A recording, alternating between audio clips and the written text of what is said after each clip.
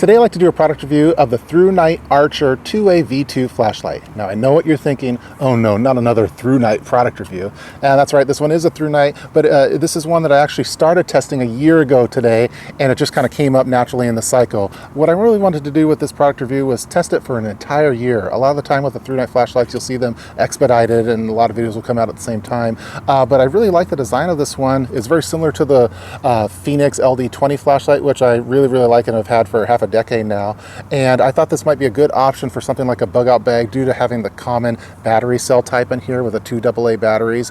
But in order to recommend it for a bug out bag, I really thought it should go through its paces. So not a month of testing, not 2 months of testing, 12 months of testing, a year of testing. So this thing has gone with me to SHOT Show, it's gone on various vacations, it's been part of my EDC at work, it's been dropped, you name it, it's happened. And now I'm going to start the video of the product review for this Thrunite flashlight after it's been through a year's worth of EDC type test cases. So all in all, it's held up pretty well. So let's get started with this product review featuring the Thrunite Archer 2A V2 flashlight. Here's a close-up look of the Thrunite Archer 2A V2 flashlight. As you can see, it has a very tactical look to it. It's very similar to the form factor of the Phoenix LD20, which I've had for around 5 years or so. The Archer 2A looks very similar to it. But let's go into details now regarding the Archer 2A. I'm not going to go too much into the specs. You could read that kind of information. I like to dedicate as much time as I can to the actual demoing and testing of it. But I'll give a quick rundown of the main features of this flashlight. Let's start off first with the head of the flashlight. As you can see, we have a nice stainless steel strike bezel that could be used for defense. I've never actually had to use it for self-defense, but it does have that capability. Let's take a closer look at the reflector. As you can see over there, I think it kind of has a nice mix between throwy and floody on it. It has an ultra clear tempered glass lens with anti-reflective coating. Here's a close-up look of the LED. It's a Cree XPL V6 LED. Has a lifespan of 20 plus years. We have a nice sturdy pocket clip that you see here. It's not prone to bending or anything like that. It's fairly deep. For the carry, it's made of an aircraft grade aluminum body, and you have that kind of tactical knurling to help with the grip on it. The pocket clip is reversible and removable if you don't like having this particular configuration. Let's take a closer look at the tail now. As you can see, it's not really designed for doing a tail stand. You kind of have that bump over there. Maybe you're able to balance it if you're really clever. But this is basically going to be your on and off switch of the flashlight, so it's a clicky type design. I prefer this over the twisty of the head method. And then you have this front button here for navigating through the various modes of the flashlight. So once you turn it on, you navigate through the modes using this button, which we'll go into more detail next. So it runs on 2 AA batteries, and as you can see, you could put your little lanyard here in the tail area. So using the side switch, you're able to navigate through the 5 modes. You have firefly mode, low mode, medium, high, and strobe. So again, we're going to turn it on through the back over here. And then to navigate through the modes, you're just going to be pressing this side button here. So let's click it here. We're at firefly. As you can see, very dim. Probably can't even pick it up on the camera. Next, we'll go to low mode, medium, high. And then repeat, firefly, low, medium, high. Take a look towards the camera just so you can see the LED a little bit. Firefly, low, medium, high.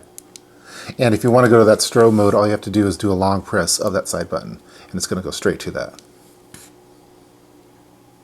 Right, so after turning off the lights, let's turn it on. As you can see, here's the firefly mode, which is at 0.055 lumens. Next, moving on to low mode, we have 17 lumens. Medium is going to be 75 lumens. And then high mode is a whopping 450 lumens, which is really crazy. Take a closer look at the hotspot over there, and let's navigate again. So if you want to go to the strobe mode, that's also going to be on that high, so at 450 lumens for strobe as well. Another nice feature of that added side switch is that it glows in the dark once it's been charged up a little bit. Just a few more things on the mode selection. So you do have the option of doing a soft press on the back there to do a momentarily on feature of it without doing the full click, as you hear there. And then it has memory functionality, so you're able to, whatever it was previously on, when you turn it back on, it's going to go right back to that mode. So if we were to switch the modes, so right now we're in Firefly, so the next time that we turn it on, let me turn off the light again. Next time we turn it on, it's going to go back to Firefly. Again, if we were to switch the mode to low, turn it off, and we turn it back on, it's going to go back to low. So that's a really nice feature that I like having with my flashlights now, memory. The Archer 2A is waterproof to IPX8 standard. Again, that stands for Ingress Protection marking. And again, it's the standard is 8, so that's the highest that you can get for the testing levels. It goes through 0 through 8. It's protected against water submersion, so it's suitable for continuous immersion in water under the conditions which are identified by the manufacturer. And with Thurnite, that's listed as 1.5 meters. And I always like testing this by terrorizing various fish in aquariums. And as you can see, the Archer holds up just fine in this aquarium test. Now I'd like to show you the illumination of the flashlight at 1 meter distance for all the modes. So this is something I like doing to calculate when I'll hit the civil twilight distance for all the modes, which we'll talk about in a little bit more detail later. So what I do is I set up the flashlight on a tripod that's at 1 meter high, and then I have it at 1 meter from a lux meter. So the distance is 1 meter from that lux meter right at the sensor, and I just go through all the modes and capture what that lux value is. So I don't even do it on this particular flashlight for firefly mode because it's way too dim at 0.055 lumens. But starting off with low mode at 17 lumens, we have a lux reading at 1 meter distance of 101.2. On medium mode at 75 lumens, we have a lux reading of 488. And on high mode at 450 lumens, we have an initial lux reading of 2,770. Now, pay note on this particular flashlight on high mode, it starts decrementing the brightness of it immediately when you turn it on that high mode. So at 450 lumens, it's only really there for a fraction of a second and immediately starts to decrement, as you can see in this video. So it'll start off at 2770 and then just start going down from there, and it steps down all the way to the next mode over time. And that's just because, you know, we're talking a lot of lumens for just a couple AA batteries, and they really don't hold that brightness for too long. So that max distance is always misleading, I think, when flashlight manufacturers state that. Civil twilight is defined as the illumination of when the geometric center of the sun is 6 degrees below the Earth's horizon, and it can be described as the limit at which twilight illumination is sufficient for terrestrial objects to be clearly distinguishable. So something like a man, a dog, a vehicle, it needs to be right at that civil twilight. Any lower than that and you can't really distinguish what it is. And since we're talking about illumination, not luminance, we could use a lux meter for measuring this. So it's defined as, civil twilight's defined as being between 3.2 and 3.4 lux, depending on who you ask. If you look online, a lot of the times they'll say 3.4, but for vehicle legal cases, for headlamps, they use 3.2 lux. So that's what I'm going to be using for flashlight testing, although the difference between 3.2 and 3.4 when you're talking about flashlights isn't that great. We're talking a couple feet. Now that we have all the lux values captured at 1 meter distance for all the modes, I'm going to put them into a little Excel spreadsheet to calculate when we would hit that civil twilight distance, and we're going to be using inverse square law for calculating that. So basically inverse square law, it's a law of physics, and it basically states that a specified physical quantity or intensity, like light, is inversely proportional to the square of the distance from the source of the physical quantity. So in layman's terms, let me just explain it like this. So take a look at this low mode. We had a lux value at 1 meter distance of 101.2. Let's just call that 100 lux. So if we were to go to 2 meters, then you might think that it's going to be around 50 lux, but inverse square law states that it's actually going to be the square of that, so it's going to be 25 lux approximately. So we could use that formula to figure out when we're going to hit that 3.2 to 3.4 lux, which is the definition of civil twilight, and when we could actually illuminate an object to be able to tell what it is. And so that's what I have. I have a little formula set up here in this Excel spreadsheet to help me determine that. So let's just take a look at all the modes that we capture. So again, we didn't capture firefly, it's too low, but if we're looking at low mode at 17 lumens, we have that lux value of 101.2, so we're going to hit civil twilight at 5.6 meters, which is 18.4 feet. So on medium mode, we have, at 17 lumens, we have a lux value of 488, so we're going to hit civil twilight at 12.3 meters. On high mode with 450 lumens, we have that initial lux value, so we're going to hit that civil twilight distance at 29.4 meters.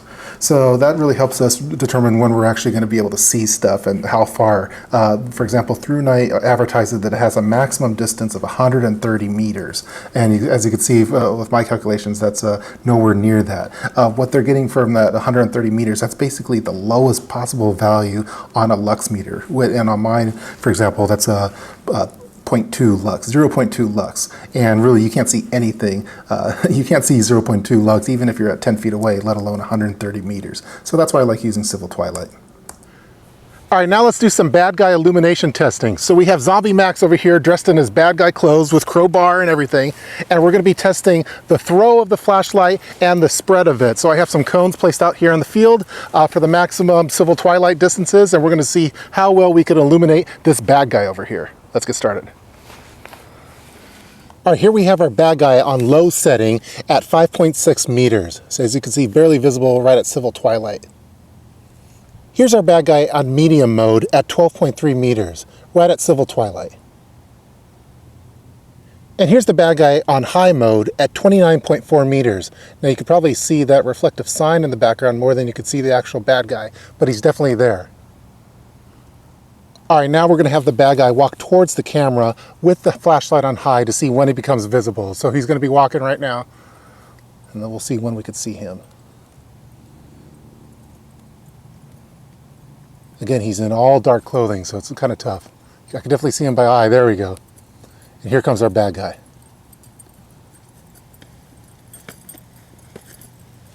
Now we're going to test out the flood of the Thrunite Archer 2A V2. As you can see, I have cones over here at various distances. So the distance that this cone is from the camera is 5 meters, then goes up to 10, 15, and 20 meters. Same on the other side. As you can see, I did this with the measurements with the Lux meter, and I went out to a distance of 3.2 Lux, so civil twilight on both ends. And as you can see, it's a fairly straight path on there. It doesn't really V out like you see oftentimes with the manufacturer details or whatever. So what we're going to do is we're going to take our bad guy and we're going to show when he reaches that civil twilight right at those cones at these various distances. All right, so here we have the bad guy coming in at 5 meters. There he just hit civil twilight at 3.2 Lux. And there you just stepped out of it. Again, we're on high mode here. So we're going to go out to 10 meters distance. And our bad guy comes at civil twilight there. He's in our direct path at this point. And now he's out of civil twilight. Again, we're on high mode. So let's go out to 15 meters. And the bad guy goes in civil twilight there. And he's in our direct path. And then he's going to step out right there. Now let's go out to that maximum distance of 20 meters and see where he hits civil twilight. So he hit it right there. And now he's in a direct path, and he's quickly going to step out of it. So that's what the flood of the flashlight looks like. Now let's go through the pros and cons of the Thrunite Archer 2A V2 flashlight, starting off first with the pros. There's a lot of pros with this flashlight. Again, I tested this for a year before even filming this video. I really wanted to put it through its paces to see if I could break it. I was actually trying to break this thing, and I can't break it. It's built extremely well, and it's for a very affordable price. I just looked on Amazon, and it's $37 currently, which is just a steal, especially when you compare it to other flashlights that are very similar. This one, for example, is more like $55. So you could get this flashlight, which is brighter, a lot more features to it, and pretty much better in almost every way as far as the functionality of it for a much more affordable price. I really like that it runs on 2 AA batteries. I just think that's my preferred battery cell to use for flashlights. That's common, so this would be a good flashlight to have in an emergency kit where you want to have a common cell. You don't want to be dealing with 18650s or CR123s or anything like that. I really, really like that it has, first off, the memory feature of the mode selection is just awesome. I love that. I want all my flashlights to have memory functionality to it, but I also really like having this front button or the side button over here for actually going through the mode selection. I think that the tail cap design for actually turning it on and off is my preferred method. I do like that, but I like that once I have that on, I think this is a more natural position to carry a flashlight of this size, and being able to navigate through all of those modes in this way is just very, very easy instead of having to go through the tail cap again to go through the different modes or to do a twisty head. I don't really like that as much. So this is just very, very convenient. I also like that if you just do the press and hold that it goes right to strobe. It's very quick to get to that strobe. You don't have to cycle through low, medium, high, and then strobe. That's pretty common with a lot of flashlights. This one is not the case on there. I do like the quality of the pocket clip. I kind of wish it was a little bit deeper, but that's just my personal preference. The form factor is just perfect for me. I really like this kind of form factor. And that's about all I have listed for the pros of the Thrunite Archer 2A V2. Now let's move on to the cons. So I don't have too many cons on this flashlight. I think it's extremely well built. I think my personal preference is to have a flat tail cap, so you could do tail stand, although this doesn't have a beacon mode on it, so perhaps it's not really needed for this particular flashlight. I usually like having an extra deep pocket clip, but that would be a pretty long or deep pocket, so that's probably why they have it at this level here.